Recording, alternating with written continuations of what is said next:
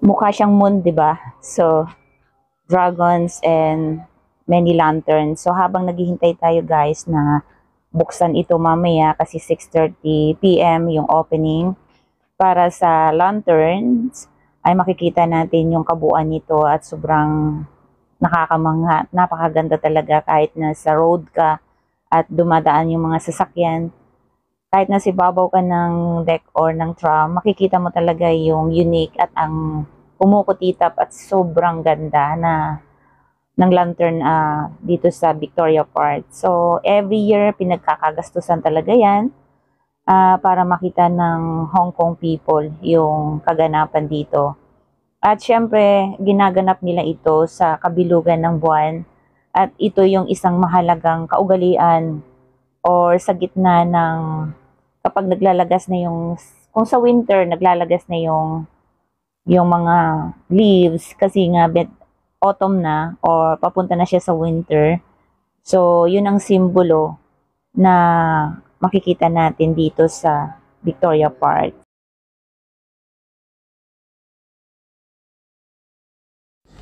Here we go guys. So, yan, nakita na natin may lights na siya, no?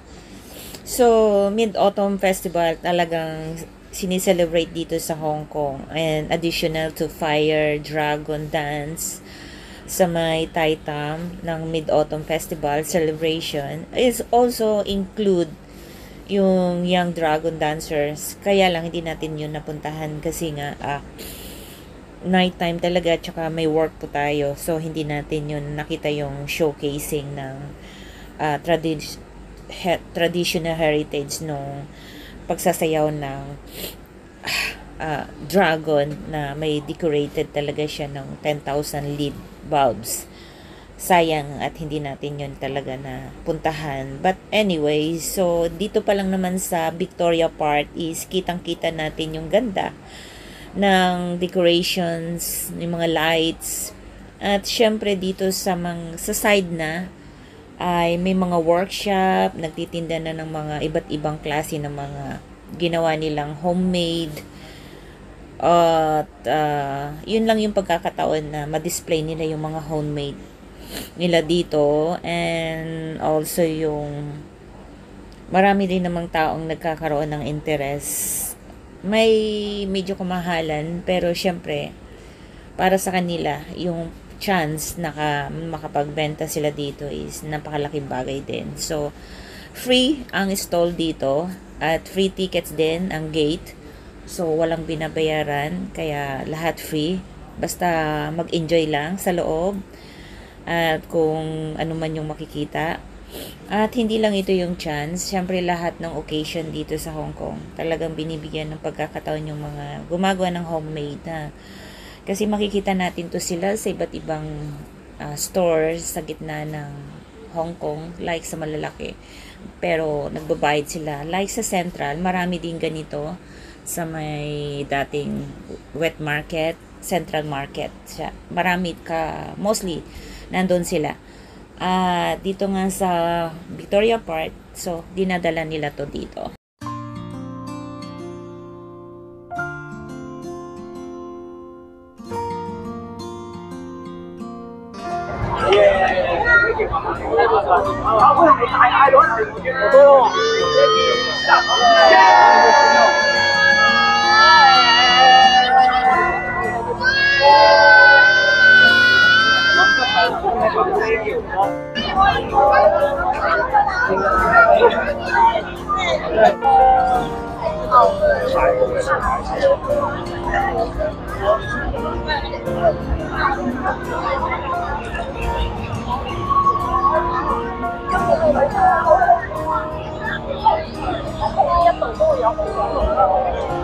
So, actually, hindi pa lahat nakalagay. May mga boat stand pa dyan sa gilid. Grabe, ang ganda ng lights. Amazing!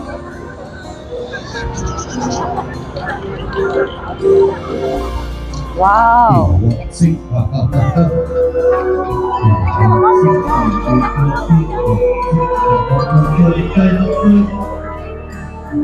Yung may gustong magpa-picture.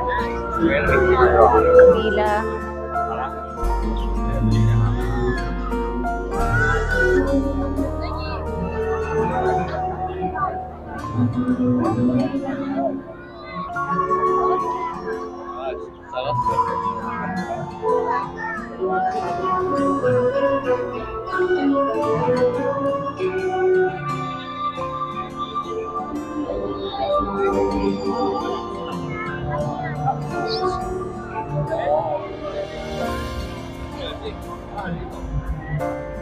Guys, grabe, nakakamangha. Daming tao bigla, oh. Sa likod pa lang natin. Beautiful. So, ito po yung Victoria Park here. Dito talaga ginaganap ang Mid-Autumn Festival 2024. So, although naghintay tayo ng matagal. So, yan guys. Andito po tayo sa gitna ngayon, naglalakad. Sakit na ng paa ko. So, ito na yung last station natin at tayo uuwi na po. Yeah, puntahan lang natin yung iba pa. So, kapansin-pansin guys na itong ating nakikita is Chinese dress. Yan, 75 anniversary. Chinese dress siya.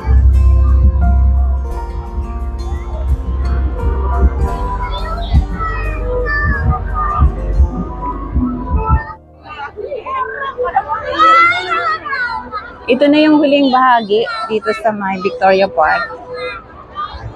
Mas maraming gayak dun sa una, sa last, kaysa dito sa huli. Pasok tayo dito sa malaking bahay. Traditional house. Wow!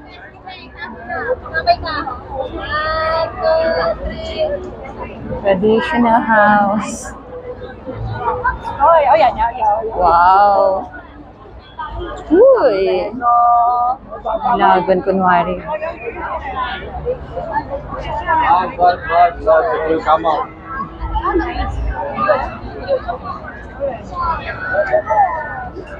Hey, come on.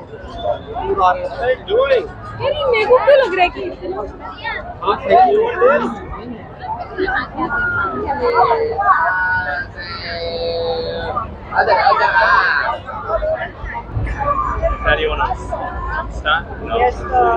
ito lang po yung kaganapan dito sa may Victoria Park. At ngayong kaninang hapon na dumating tayo dito is very disappointed po tayo kasi nga hindi sila naka-open. Parang kung titingnan mo sa labas, wala lang. Pero ngayong gabi, pinakita yung ganda ng mga lights at talagang kahanga-hanga. Kung kayo yung mapapasyal dito, lalo na sa mga manonood, ay ma-amaze kayo talaga sa preparations ng lights na ito. So every year, nangyayari po talaga to. Nagkakaroon ng Mid-Autumn Festival at talagang according to the calendar na nga, Chinese calendar. So, ginaganap talaga yan every year. At itong team na to ay pinagmagatan nilang the Carnival team, Charm in the Ear, Chinese style Hong Kong player. So, Lantern Carnival is team Charm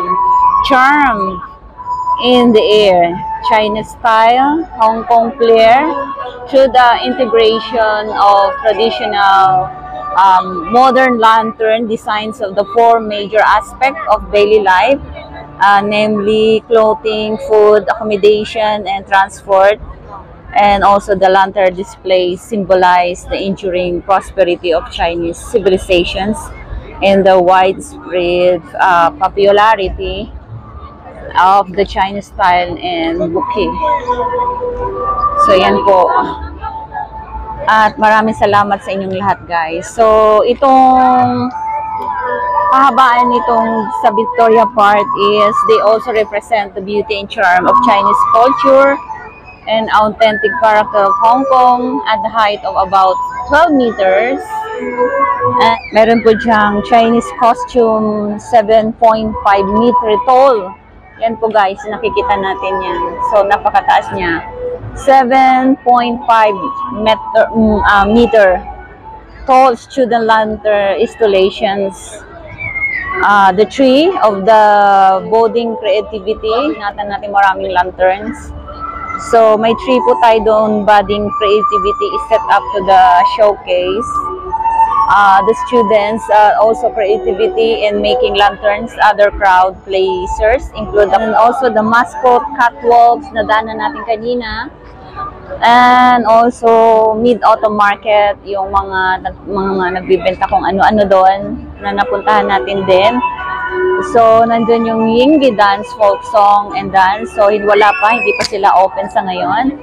And Fire Dragon Dance Parade, wala pa din. Siguro sa mismong araw ng Mid-Autumn Festival, mangyayari yon. And traditional handicraft demonstrations, self-service lantern, riddles, and more, all celebrates the National Day together.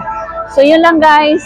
Maraming salamat sa inyong lahat sa pagpunta natin dito sa Victoria Park at sinamahan niyo ako ng ilang oras. At para sa mga visitors daw, I can't really explore the scenery, take check and photos, and also the highlights of diversity and integrational nature of Chinese cuisine by using the iconic local street. So, yun lang guys. Thank you so much and hopefully na nag-enjoy tayo sa live. Maraming salamat. Yan. At tayo po ay mag-i-exit na dito at yan, sobrang nakakapagod. So, ito yung cuisine na sinasabi nilang order.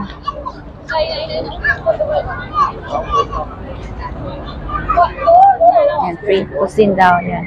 Fake naman po yan. It's all fake.